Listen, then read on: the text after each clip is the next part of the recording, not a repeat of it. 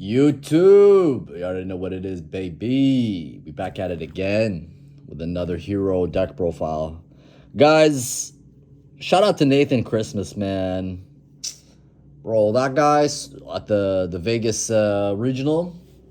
Man, he put in that work, all right? He came in with a game plan, you know, dusted off the good old skill set, the good old hero deck. I think he probably, did something for the community. A lot of guys just simply aren't doing, and that's, like reigniting the flame at a competitive level, right? I'm based out of the Toronto Yu-Gi-Oh region, so it's super super competitive. I think Vegas is probably competitive, like that's a major city too. So to see him get that first place win is just incredible, and it just has me, I think, like rethinking the hobby as a whole and like how much time I've been spending on heroes. Because like full disclosure, like I just did a Blazing Dominion regional myself. Didn't do so hot. X3 in 8 rounds. I was playing branded Elf Note. Yeah, I've been just trying to like mess around with a lot of like the different meta contenders throughout all these different formats. And to be honest, guys, like the most fun locals in the events that I go to, like historically speaking, the last couple of years I've been playing has probably been, heroes. So I'm happy to see kind of Major Theory check out at like a bigger competitive scene, like a Vegas regional. So yeah, kudos to that guy. Definitely goated status at this point.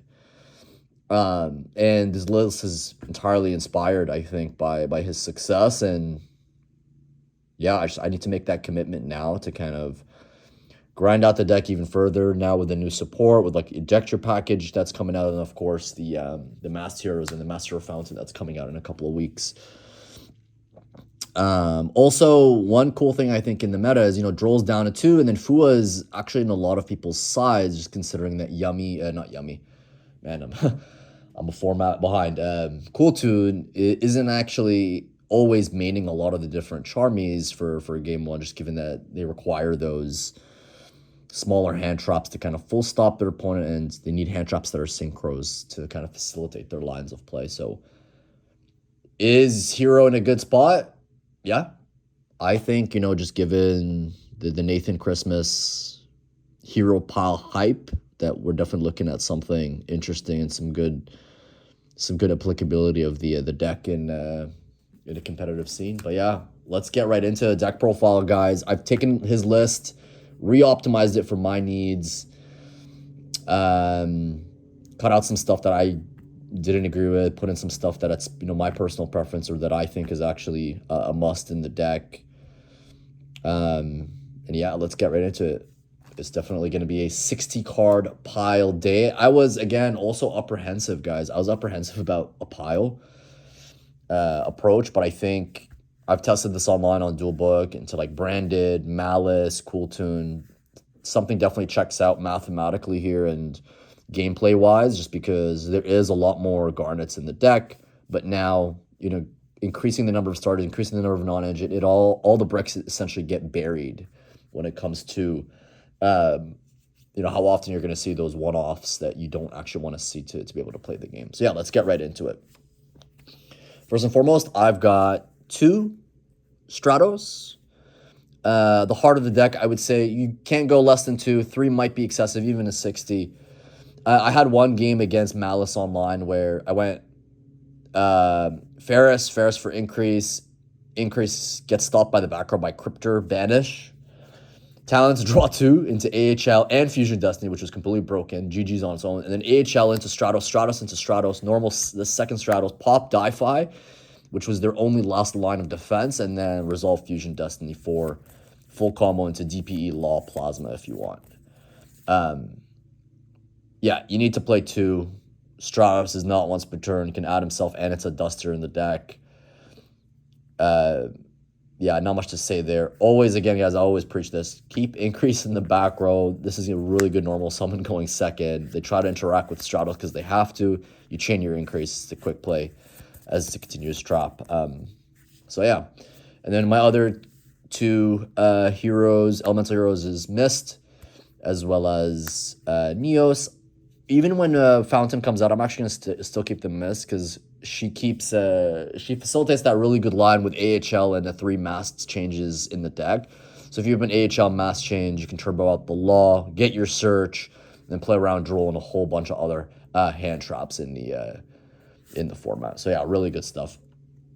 Since it's a pile, we're able to fit in all 3 Vision Hero forests. People are saying, oh, this is cuttable, yada, yada. No, it's not cuttable, guys. Let's get real. This thing is still really, really good. It's a 1.5 card combo. I don't understand what people are going on about.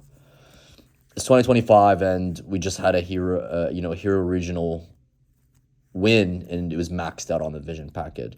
What's cuttable is obviously increase to 1, but that's as much as I'll say. 2 Vions and then 1 increase.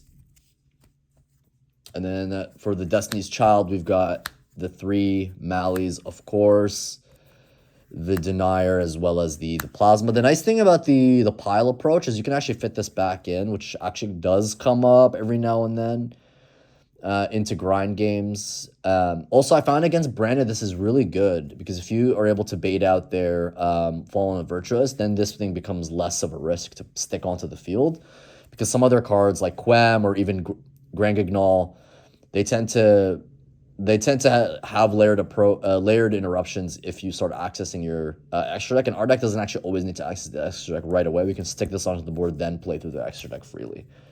So yeah, loved actually that with the pile approach, you can fit some of these old school, niche applications that are really, really incredible. But obviously, in like the 40 to 43 variant, it was cut just because we also had the new Thunder Giant retrain in the extra deck, which kind of operates in the same fashion. This negates the board, that other card clears the board. So yeah, that was kind of the theory. But in 60, you're able to get away with it just because you have that ability to kind of hide a bunch of garnets into your deck because you're maxed out on all the possible starters. Yeah, good Fusion Destiny target if you need it as well. Not much to really add there. Same as Nathan, I maxed out on the Ejector. Just again, the garnets like the Dolphin are buried. I also tried like siding this out for more non-engine. I think that's actually incorrect. This package needs to stay at all times into your deck, guys. Think about it this way, like the hidden effect of Miracle Ejector is just, if not sometimes more important than your actual ability to use this as a starter in Omni. The ability to like actually sack this off, send it to the grave from anywhere, and then be able to chain block and then be able to send something in the grave to banishment is actually quite key here. Because there's going to be game states into like Branded where they're sending shit to the graveyard as you're trying to crack the board, and it's going to give them a lot of follow-up, and it's going to give them layered interruption that you actually want to be able to check that with ejectors. That's why this card was actually printed. It's not just additional starters, but it's a way for us to check the graveyard should we need to. So yeah, definitely rid your cards, guys. This card has that really, really good application. Just because Heroes otherwise has nothing to check the graveyard. Like we can't play SP Little Knight, we can't do any of that. And then I did play a small but mighty Evil package just to give me a little bit more consistency. Yeah, really good at getting bodies off of the 1 normal of Stratos and getting you full combo, just because Ejector doesn't always get you that. Like Stratos and Ejector doesn't get you a lot of the body advantage on board as this package here, just because a lot of times you'll be adding end shuffle off this, so you're still maintaining the 1 body on the field, but this gets you more body advantage on board.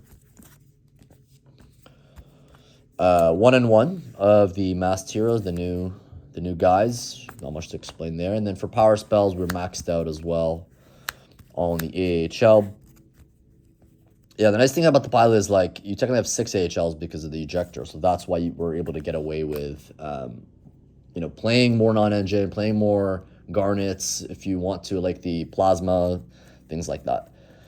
3 Branded Fusions, Fusion Destinies, and then I'm still playing the Rhoda as well as the Foolish Burial. I think once the new Fountain, Master Hero Fountain comes out, I might drop one or the other. I'm not sure yet, but I'll probably be dropping a starter just to have the fountain in there, because I want to keep my ratios of non-engine. To be honest, I like how my non-engine numbers look like. And then we've got more starters / extenders, part of the evil package, and then these two are part of the ejector package. You need to play one of these. You can't, I don't think you can cut this, just because if you open the end shuffle, then the only target that your ejector can add in game one is going to be your favorite contact, which is not bad, but realistically, you're going to have more options to be able to extend. These actually not even that bad to open. Like, this is actually pretty good to open in a lot of cases. And then one-ofs, I did similar to Nate. I didn't do multiple polys. I just did one. I don't know, guys. 2 has not been coming up. Like, I don't know what to tell you. They say, yeah, you got so many lines to more polymerizations, but it hasn't been coming up for me, to be honest. Like, sometimes I even got impulsed against Malice, but then I already established or had enough bodies to establish driver, just reset this back. If you're resolving this once, like, you're already kind of ahead, to be honest. So yeah, 1 poly, 1 miracle, 1 mass change, and then of course the 1 favorite contact, which is your end board piece. A lot of you guys also cut this post side. I think it's incorrect to cut the Neos in this post side, just because should your opponent be able to protect themselves in some kind of capacity, this comes up in grind to set up a negate and also to potentially set up a board wipe with the Neos Wingman. And then, guys, I think this is like, what, 22 non-engine? That's the beauty of this, is like, you're never really bricking because you're maxed out on your starters. And then in 60, I think I'm running like 22 non-engine. Let's actually count it. 2, 3, 4, 5, 6, 7, 8, 9, 10. 1, 2, 3, 4, 5, 6, 7, 8, 9, 10. 22 non-engine in 6. Like, that's really, really good, actually. It's a mix of breakers as well as hand traps. So again, following suit of Nathan Christmas. I did the Fua. I did also the Pirelli in main. May not be great into this current format, but arguably, actually, Pirelli is quicker and more efficient than Fua into like the best deck Cool Tune. Even good to the second best deck Branded. It's also quicker because they're going to go Aluber normal, or they're going to go Quem normal, they're going to go Fallen of White, special summon. So you're actually drawing faster than Fua. So it made sense to have all of them, and then this also covers Rogue. This covers Rogue too, believe it or not. I know Nate didn't do all 6. I'm doing all 6 because it just means that, like, if I'm going second, I'm almost guaranteed to see 1. I'm putting my opponent on a half board, and then through variance, it just means like I'm drawing quicker than his variant, his list, just because I wanted to go from like 60 to basically a 54 deck while still maintaining the maximum amount of efficiency starter-wise. So yeah, that's the reasoning behind the 6 Charmies instead of 3 in the main, 3 in the side. 2 Droll, really high impact. 3 Ash, high impact. 3 Imperm, great as a top deck to draw into it off the chums. 3 Droplet. I bumped up from his list where he had 2 crowns to 3. I think it's an exceptional card. And then I'm maining the Crossout and the Call By Talents in the side, just because I felt like Talents is reactive as a card. Fantastic card. It belongs somewhere in the list. But I think it's, in Heroes, funny enough, it's better. Like, it's great going first, sure. But if you get Fluid, Talents is not actually helping you further the game state in any kind of way. Because let's say you look at your opponent's hand and you're already under Fua, you're going to want to give them some draws afterwards. So you're losing the value of Talents. And if they have just a bunch of gas after they Fua you, it's Talents look at hand almost becomes like a dead card. But these are actually proactive, just considering we have 22 pieces of non-engine in the main.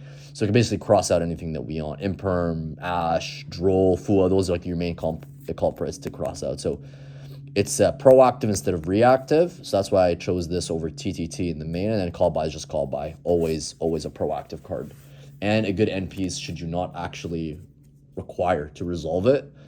Really good to just kind of like snipe things that end up in the graveyard when your opponent starts to play. Elemental Heroes, I'm doing Wake Up. I got my hands on the Ultra Overframe. It's gorgeous. I've got the Neos Wingman, the new Thunder Giant. You have to play this. It's completely broken. It threatens everything all at once. It's like Murakumo for the deck. better, in my opinion, actually. Wingman, Sunrise. Yeah, there's those 5 for your E-Hero lineup. I've got the 1 Destiny's Target. Not much to say there. DPE is just DPE. It's the best card in the deck. One of the best cards. Probably on par with Law. 2 Contrast. I know Nate played the 1. I actually believe it's incorrect. You need 2. Especially to like the breaker decks. My list, I had a game against Lunalight where it checked 2 Evenlies in a Book of Eclipse, and I was able to just maintain the Dark Claw face up on the field, so that was GG's on the spot into 3 breakers because I had Ash in hand plus the ability to stop 2 evenly matches, so it absolutely does come up. And I don't have to mention this, but like let's say you get Dropletted or Dark Ruler, you chain your trap, you want a really good proactive second target to go into, which is your second Chaos, just because you're gonna use your trap, then you can chain this to negate a Droplet or like another breaker that you can't respond to, like maybe even a Crown. In Nate's list, like because he's playing 1, what's going to happen is he's going to get checked by the Droplet, the Crown, as well as the non-responsive breakers, which means like what's he really going into using the trap? He's potentially going to have to set up like a pseudo tower like a Neos Wingman or something else. I can't remember what else is in his list, but this is your best target to be able to kind of defeat those breakers that you cannot respond to. 2 Law, mandatory. Not much to say there. This is your win condition. Decimator. This could be bag, but I just went Decimator. I find it's just you want something to do if you get Drolled to Link Climb. Bag is better under Droll, sure, but SP has always been around. So ever since that card dropped, Biguska's just been kind of abysmal in my opinion, but it's okay. You can do this as Biguska, I think. Driver, Devicer, and then the 2 Cross Crusaders. I don't think you go lower than 2 with this card. You absolutely must be playing 2. It's standard. And then the sides, I am playing some hero cards in the side. So I'm siding the Angel and I'm siding a Protection of the Elements. The reason I think this is actually really good in the side is, let's say you're popping off and your opponent is on a breaker deck, then it actually turns your Ejector being added or opened into a Spell or Trap negate. Literally, Ejector is a 1-card Spell and Trap counter trap. That's kind of broken. And then the other 2 hero cards in the side are just mass changes. These just going when you know you're going first, because it allows you to outplay Droll by going AHL, summon out the mass change, or even things such as I've sometimes done like this thing where it's like ejector into Shadow Mist. You get Drolled off the ad of Ejector to add like the end shuffle, which is fine because you open one of these and then I don't know, you go Fusion Destiny, set up DPE, set this or resolve this in the end phase to play around Fallen and Virtuous. And it's GG's on the spot because you have Dark Law, DPE. Like sometimes they can't check it. They can't beat over that. So yeah, those are the hero cards. And then I am playing a little bit more hand traps. I'm playing Bell. I still think you need to draw into stuff that negates, like Cool Tune. Also, it's like Mitsurugi, I find, or like Sky Striker, which is also like up there in terms of best decks. You want to stop some of their abilities to add. So it's essentially like more Ash Blossoms into those matchups. And yeah, and then the rest I think is just Thrust package. I went Duster, 2 Storms. You can actually cut these. We're maxed out on Thrust. You can play something else, maybe like Ogre or more hand traps, whatever you want. Floodgates, like I don't know, Rivalry, whatever you want to do. And then Thrust package. I don't want to see hero list, to be honest, without Thrust, just because the idea of playing Thrust second means they can actually potentially go like Destiny Fusion down to 2 and even AHL down to 2. It doesn't sound right, but it makes sense in the grand scheme of things. Should you open them, these can become breakers. Should you not open them, these become starters. And then obviously Die-Fi Thrust target, just because we're already playing Law anyways, which means our deck is absolutely operational for like a 1-turn shifter. So this is actually always going to hurt your opponent more than us. And yeah, like let's say establish DPE and then your favorite contact, and then you can thrust into this because you didn't want to like waste too much resources getting into Law against like, let's say Cool Tune. You basically just won, because what you just can do is Your DPE is a tower because it's always going to reduce your opponent's stats. This is going to stop them from resolving crazy graveyard cool tune name effects. They're going to go like B2B or Zalon Pass, and then you're going to go trap, end phase, blow up their whole board, banish everything. GG's at that point. So yeah, that's the list. It's 60, I think. 60 as a pile approach absolutely has legs to it. I've been testing it, and it's a complete great approach to the deck. Shout outs to Nathan for the motivation. Definitely going to take this to a upcoming regional potentially in a couple months from now when Fountain is out. But it's really good as is, guys. But yeah, I'll catch you guys on the next one. Peace.